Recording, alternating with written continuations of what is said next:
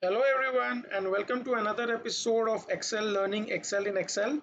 Today we are going to talk about SUMIF with wildcard character. Yes, you heard that right. There is an asterisk which is known as a wildcard character in Excel terminology, and we are going to see some very good application of asterisk to perform some very quick analytics. So without much ado, let us jump to the example. So please have a look at the sheet. This is the example that I have taken. In the example, you will see there are revenues for 2019 and 2020 for country product code combination. Now, why this? So this is very much relevant in the current context when we are actually moving on a Make in India and a Atmanirbhar Bharat campaign, as well as to reduce the dependence on China because of the embroiling situation at the border. So just imagine this is the data provided by an e-commerce company, say a Flipkart or Amazon, wherein as per the guidelines in reality as well, the e-commerce companies have to disclose the country of origin starting August. Yeah, so now just imagine this data has been shared by the sales head of, let's say, a particular region of Flipkart, and the person wants us to find out the uh, country level revenues in order to see how the trend is moving. Yeah, so there are two ways to do it. One way is to basically plot another column which will call out what the country of origin in is and then perform a pivot or a simple sum if. But then in the absence of too much of time and with the expertise we will get using the wildcard character, which is asterisk in this case, we can actually simply do the analytics without putting in additional column or additional data points. So let's see how it is done. Before that, first let us identify how the data is to be read. So for example, you find a data parity here, you find IN at the last, which means it is an IN, India ka product. Similarly, you have CH at the beginning, which denotes it's a China product. Similarly, you have IN in the beginning, so it varies. It can sometimes come in the beginning of the code, sometimes it can come at the end of the code or even in the middle, but IN will basically signify India. Similarly, we have EU, which basically means Europe.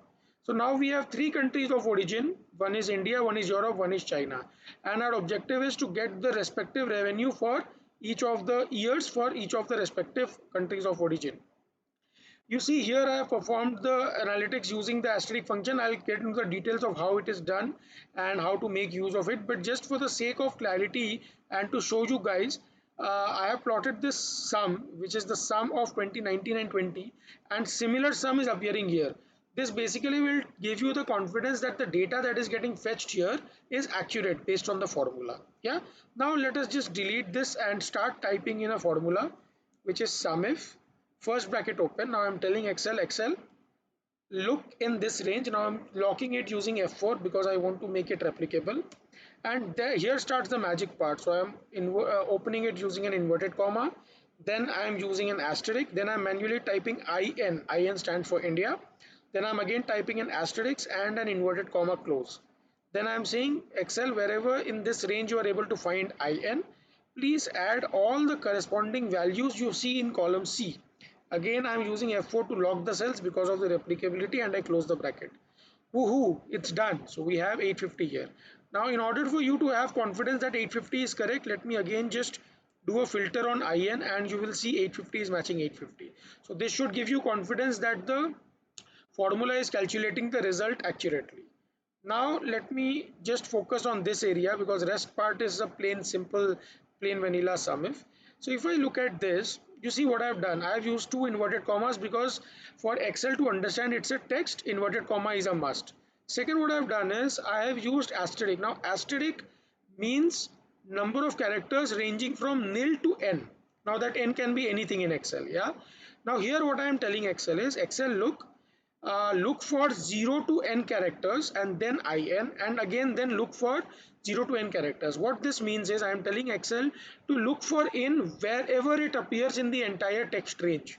It can be in the beginning like here, it can be at the end like here, or it can be in the middle if at all.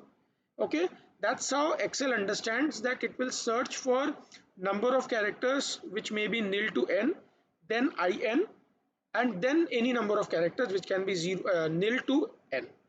Now we just need to drag and drop. Here one change I need to do is I need to drag this, because here I want the 2020 ka column. I will again drag the formulas, and one editing that I need to do is in the country code I will make it EU here. Similarly I will make it EU here, I will make it CH here, and I will make it CH here. Tantana, we are done. So now you see we have got the entire revenue by country for 2019 and 20. And guys, look, it is showing an interesting trend. So if you see, India's revenue from 2019 to 2020 has increased, which shows the Make in India or the Atmanirbhar Bharat movement is showing results. Similarly, while a bit of independence has increased on Europe, but then the dependence on China has really reduced. This really shows some very positive results about us being able to become Atmanirbhar and avoid the dependence on China. My sincere hope is that we are actually able to achieve such kind of results in the near and sustained future. I hope you like the video. Do subscribe to my channel and click on the bell icon to receive the notification as soon as a new video on Excel tip and trick is released. Till then, take care, keep excelling in Excel. Goodbye. Thank you so much.